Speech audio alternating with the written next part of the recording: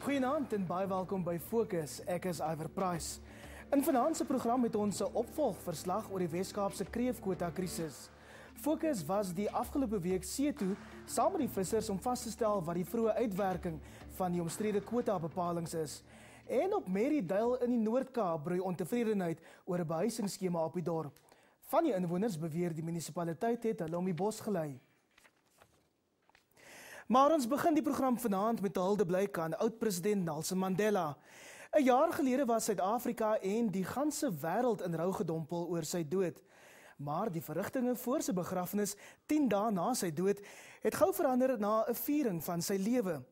Hy was 'n staatsman, 'n vernuwer en 'n ikoon wie se nalatenskap sal bly voortleef. President Jacob Zuma het die aankondiging oor sy dood om 12:30 die aand van 5 Desember gemaak.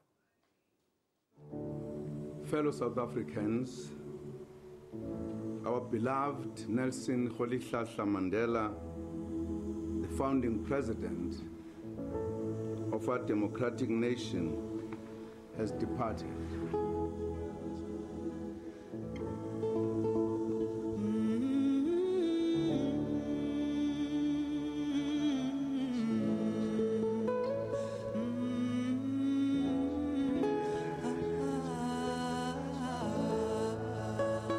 Afgelope week het Suid-Afrikaners opnuut die globale ikoon Nelson Rolihlahla Mandela se lewe herdenk. President Mandela is op 5 Desember 2013 in die ouderdom van 95 by sy huis in Houghton, Johannesburg oorlede. Tydens die rouperiode van 10 dae na sy dood is verskeie gedenkdienste wêreldwyd ter ere van die ikoon gehou. Duisende mense het afskeid van hom geneem toe hy vir 3 dae lank in stasie by die Uniegebou in Pretoria gelê het. Daarna sy oorskot deur die Suid-Afrikaanse weermag na Kuno geneem, sowat 35 km buite Umtata in die Oos-Kaap. President Mandela is op 15 Desember hier te ruste gelê.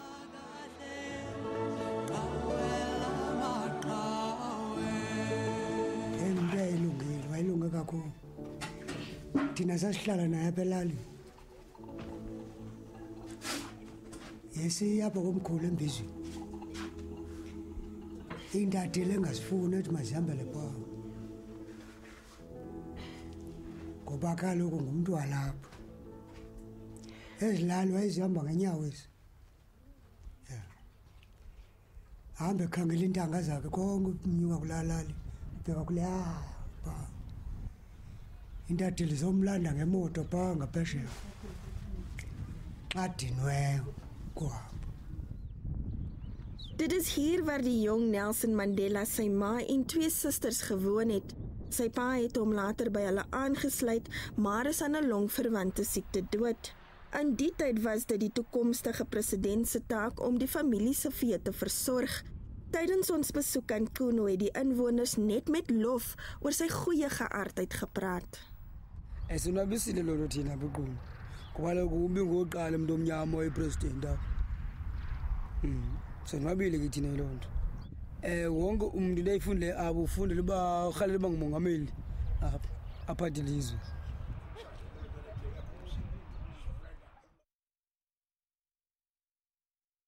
Een paar jaar later het sy ma hom in sy oom Jongintaba Dalindyebo se toesig geplaas. Dalindyebo was die hoof van die Tembo stam.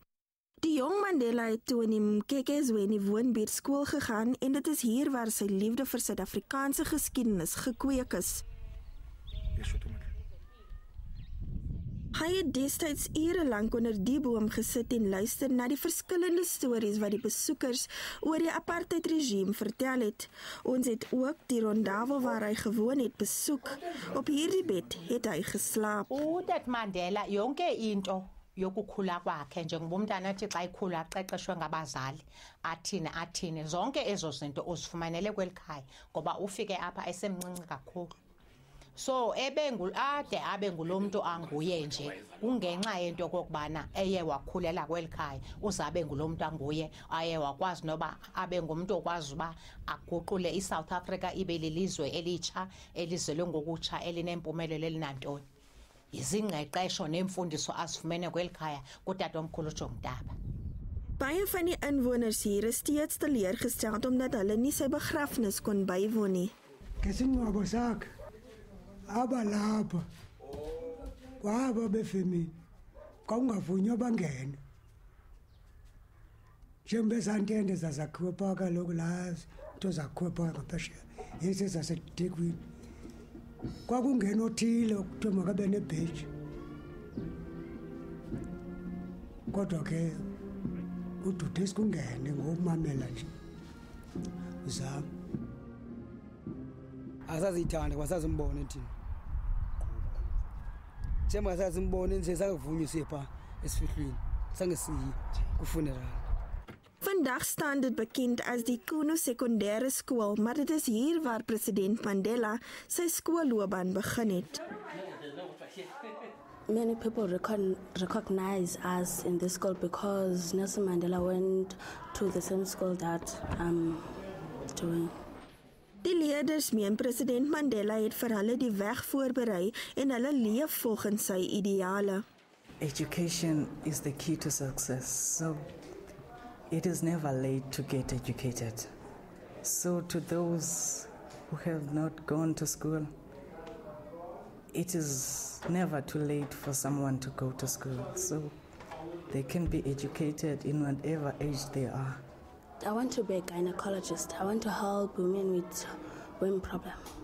Hoewel sy liefde vir kinders 'n groot rol in sy loopbaan gespeel het, was rasisme, armoede, ongelykheid en die bevordering van versoening van die kernpunte waaraan sy administrasie gewerk het. Die waarnemende hoof van die Nelson Mandela Museum, Noel Solani, sê die meerderheid van die jeug wat die museum besoek, beloof dat hulle alles in hul vermoë sal doen vir die bevordering van menseregte. Nelson Mandela stood for freedom, stood for democracy, stood for a constitutional state, and stood for justice and peace. So all those components are important for us to remember him as a symbol of the struggle, as a symbol for democracy. When he went to school for the very first time to do his grade 1, and then he was given this name Nelson by the teacher. I mean, which was the culture of the day, because in those days, African children, they had to be given English names when they go to enroll at a school, or even before they are christened. Suid-Afrikaners is dit eens dat president Mandela sy ideale moet voortleef. Safumana freedom. Okwesibini sasingena umbane ezilalini. Safakela umbane. So sasingenazo i-toilet. Safakela i-toilet. Sasingenazo i-taps ezilalini, sisikha emfuleni. So safakela i-taps through uMandela. Nelson Mandela is one of those people who set the tone for humanitarians in South Africa, and he was part of our history, and I think his legacy is really important because it's part of our history. It's helped us move forward. And I think that too often is lately since his passing, a lot of people are more worried about exploiting that legacy instead of preserving it. He stood for what was right, and he believed that our country should become a better place for all of us, and that he actually believed in the statement of equality and racism. He didn't want that in our country, and he wanted us all to live in an equal society as well. Meneer Nzeki sê hulle is president Mandela oneindig dankbaar.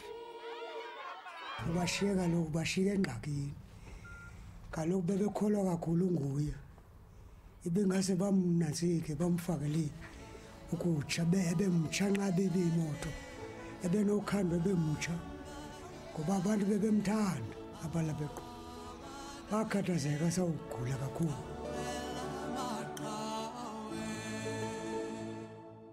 Julien Reed het daardie verslag saamgestel. Madiba se jarelange persoonlike assistent, Zelda Legrandsie, sou vanaand hier by ons in die ateljee aangesluit het om ook haar herinneringe van die vader van die nasie met ons te deel. Ongelukkig is sy ongesteld en sal daarom nie vanaand hier kan wees nie. Net hierna stel ons ondersoek in na 'n behuisingskwessie op Marydale in die Noord-Kaap. Baie van die inwoners sê hulle ryk onraad. Bly gerus ingeskakel.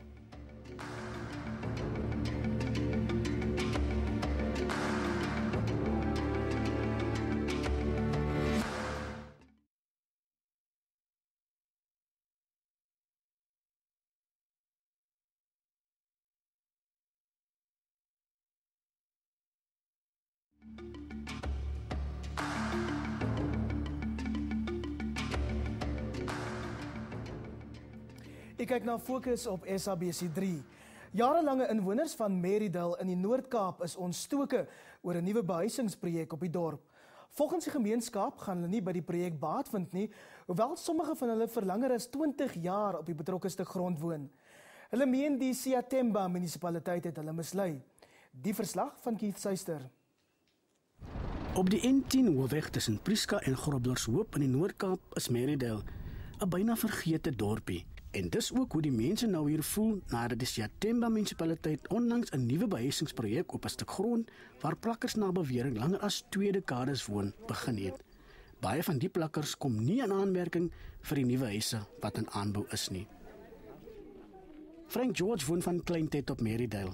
Hy sê die munisipaliteit het die plakkers 'n rad voor die oë gedraai toe daar met die behuisingsprojek begin was. Die meie van Siyathemba het ons bedrieg in die gemeenskapsaal deur aan ons voor te hou dat daar geen ander gedienste erwe is behalwe die erwe waarop 'n plakkergebied van 30 jaar plus staan.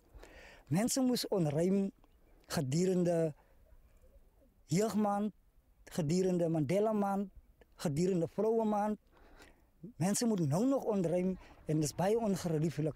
Om alles te kroon moes ons agterna uitvind dat daar wel 2 gebiede is waar gedienste erwe is en waar huise kon gebou was. 'n Diep bewoe ouma Grietlou vertel hoe sy gehoop het om die huis wat nou op die erf staan te kry. Sy het vir meer as 20 jaar in 'n sinkhuis gewoon. Sy is onlangs gevra om pad te gee. Van moet ek gaan, maar ek het hier in 'n gerief gebly. Krag alles wat ek het. Vandaag het ek my man is dood. Ek net ek alleen. Ek moet alleen opkom. Daarom sê ek, as ek net iets om aan te bly. Ek worry wat mense my gee. Johanna sal weier om te trek. Sy sê selfs nie eens 'n hofbevel gaan haar van die grond afkry nie. Ek moet afbreek en verskuif na 'n plek toe wat ek nie weet waar nie, of dit nou die grond in die ou kroeg is wat onwettig is, of soos hier agter by White of seker nou soos hulle nou besluit daarbo. Maar ek kan nie bekostig om af te breek en te gaan nie, want ek gaan in elk geval nie gaan nie, want ek het betaal vir die erf. Daarvoor voel ek die huis wat hier gebou word, ek gaan hier intrek. Net soos ouma Grietlou is Shamila Stander ook teen wil en dank van die stuk grond waar sy gewoon het verwyder. Op 'n dag toe kom die nuwe eienaar en sy het vir my gevra, weet ek dat sy op my erf val, en het haar gesê nee. En sy sê vir my, maar ek is die nuwe eienaar om wat op jou erf moet bewoon. En die volgende, soos de loop van die maand, toe kom sy weer, daarna sê sy vir my, sy wil soos môre, ek moet afbreek, en sy wil soos môre, wil sy begin bou. Daar was nie 'n ander keuse van my nie, maar ek moes afbreek, want sy het vir my gesê sy wil begin bou. Ander gemeenskaplede meen die munisipaliteit kon die toestand beter hanteer. Ek dink as die raad net menslik genoeg opgetree het om die mense goed te konsulteer en vir die mense 'n plek aangewys of gegee waar hulle kan kom ons sê dieselfde geriewe geniet. Ja, ek dink die mense is nie so veel ongelukkig gewees het nie. Ek voel baie ongelukkig want dis baie RDP-huise wat alreeds al gebou is. Hulle word uitverhuur of word nie bewoon nie en die raadslid bly ook tans in 'n RDP-huis wat sy verhuur. Maar julle kan nie die huise intrek nie. Ons kan nie. Nou gaan dit dieselfde gebeur as die huise ook gebou word nie. Dan is die huise wat oop staan nie. Daar is die mense wat die huise bewoon nie. Ons is by die burgemeester van die Siyathemba munisipaliteit oor die kwessie gaan kers opsteek. Meneer Papier verduidelik vir ons hoe u as die Siyathemba munisipaliteit te werk gaan met die allokering van huise by die Marydale behuisingsprojek.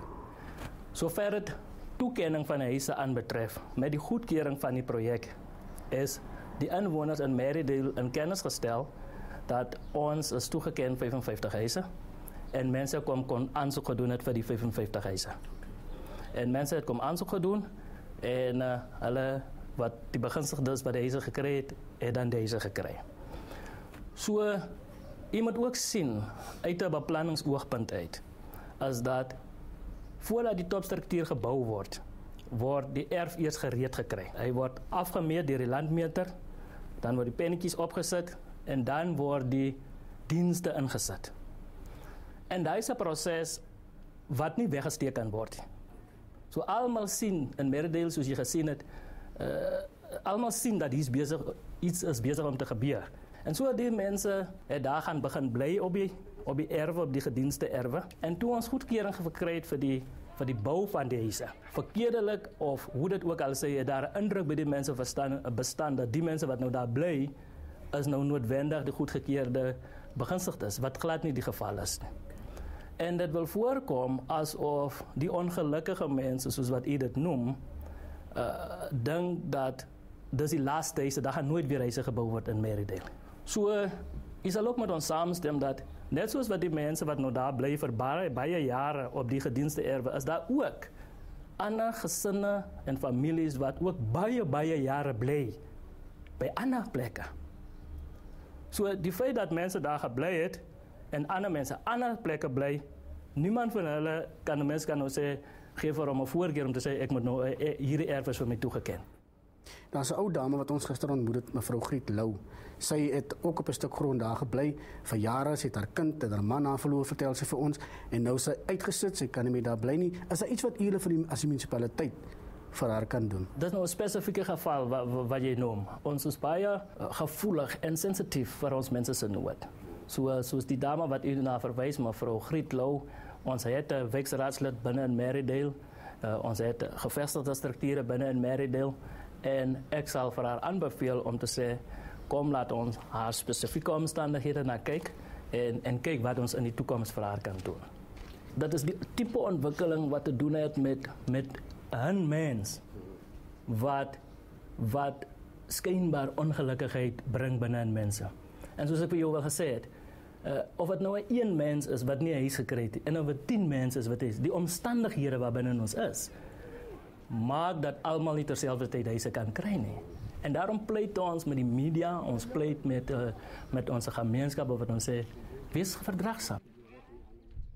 En intussen is daar groot ontevredenheid onder sportvissers en sakelei op kusdorpies in die Wes-Kaap. En dit oor die nuwe omstrede Weskus kreefkwota bepalings vir verminderde duikdae vir sportvissers. Net hierna kyk ons na wat die vroeë uitwerking van hierdie bepalings op die gemeenskappe en die bedreigde hulpbron is. Ons is nou terug.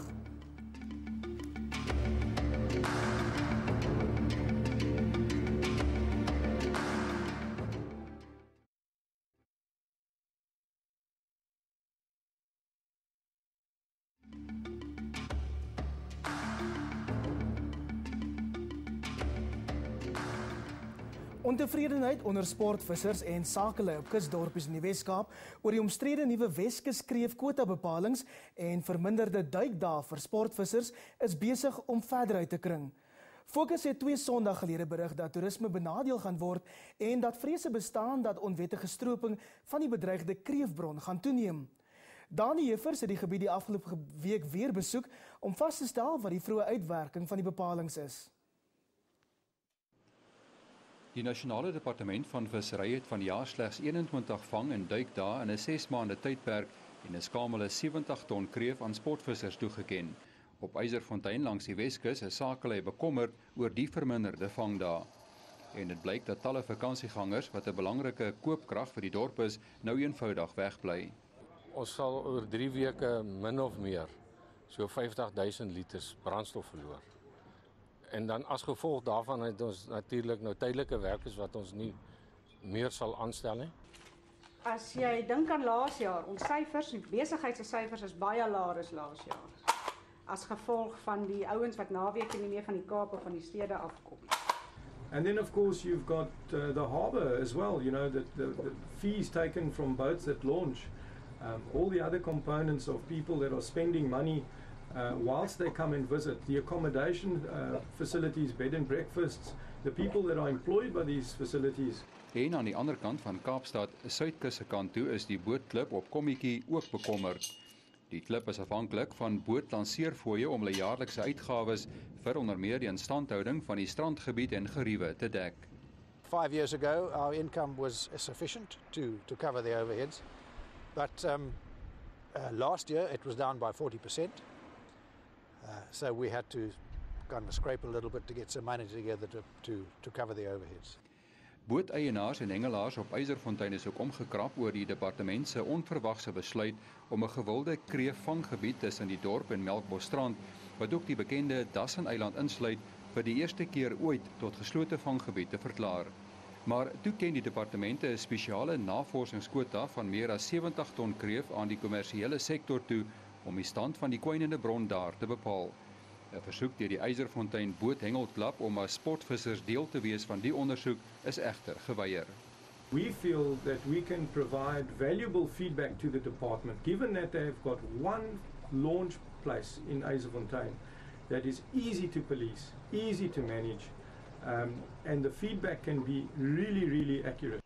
Ons het ook weer 'n inshore na aan die kus sektor en dan het ons 'n commercial offshore wat dieper in die water is. En die bron inshore is baie laer as wat dit offshore is. En dit is hoekom die departement dan bepaal het dat omdat ons wil kyk of daar dan 'n ekonomies volhoubare sektor offshore kan wees, gaan ons nou dan toelaat dat die kommersiële bote dan duik. Die departement vissery het vroeër aangedui dat wetstoepassing om kreefstropery te bekamp drasties verskerp gaan word. Fokus het die geslote gebied tussen Eiserfontein en Melkbosstrand, ook bekend as gebied 7, besoek, maar geen wetstoepassing opgemerk nie. Die waarneming is deur lede van die Eiserfontein Boothengelklub wat die gebied gereeld vir hengeluitstappies besoek beamoen. Tydens Fokus se besoek is enkele wettige snoepbote in die omgewing opgemerk. In terms of coming out to inspect the area, not only this one, many other areas, the policing is dismal. Ons het ons polisieering in daardie rooi gebied opgeskerp en ek wil ook dit beklemtoon dat net omdat verbruikers byvoorbeeld nie 'n polisiebeampte of een van ons visserybeamptes sien nie, beteken dit nie dat hulle is nie daar nie, maar ons moniteer die gebied voortdurend en een daarvan is om dan 'n visuele polisieering daar te hê, maar ook dan om afstand polisieering te hê en dit is waar die klem op hierdie oomblik is. En dit blyk dat die kanse vir stroopers om onwettige kreef deur Eiserfontein se hawe te smokkel dalk heel moontlik is. Yeah, we're back in the harbour here, so we've got a few of the commercial boats ahead of us, and one of the officials from DAF just arrived in a vehicle, and you'd expect these officials to now start checking these boats, including ourselves, and certainly coming on board to find out if we've caught anything, and certainly to inspect and make sure that we haven't illegally brought any crayfish out. And that's done right in front of their office. Amptelike visserybeamptes wat 'n oogie hou oor die kom en gaan van bote, het wel die wettige snoekvangste gemonitor, maar min is gedoen om bote te deursoek vir moontlike onwettige kreefvangste. I think it's also because people do know me, and I know that we didn't travel out with the full crew, just we went out quick and came back fairly quickly, so in the context of that, one can argue that the inspector was quite happy just to walk past us. But in terms of highlighting the seriousness of the problem, I think it would only be right that every single vessel leaving and re-entering this harbour gets checked. The officials are here, they are present in their office, and one would only expect that to happen. En daarmee die einde van vanaand se program. Ons verwelkom kykers se kommentaar, tweets en voorstelle. Skryf net die woord Fokus gevolg deur 'n kort boodskap en SMS dit na 34444. 'n SMS kos R2. En word gerus ook 'n lid van ons Fokusgroep op Facebook en volg ons op Twitter by FokusZA. Van my Iver Price en die res van die Fokusspan, totsiens tot volgende Sondag aand om 7:00 hier op SABC3, wanneer Lenet Francis weer op haar pos sal wees.